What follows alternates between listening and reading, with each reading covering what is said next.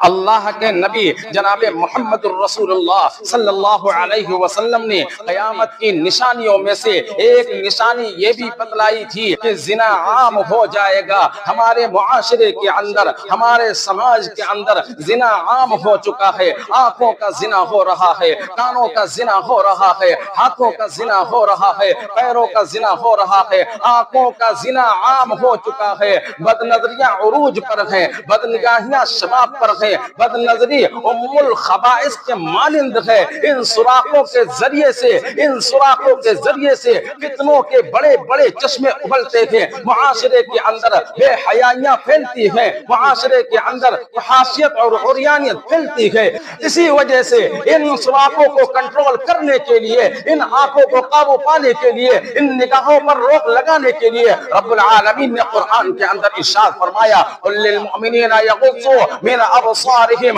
ويحفظوا فروجهم، کہ مسلمان مردوں سے کہہ دیجئے کہ اپنی نگاہوں کو نیچے رکھیں، اپنی شرمگاہوں کی حفاظت کریں،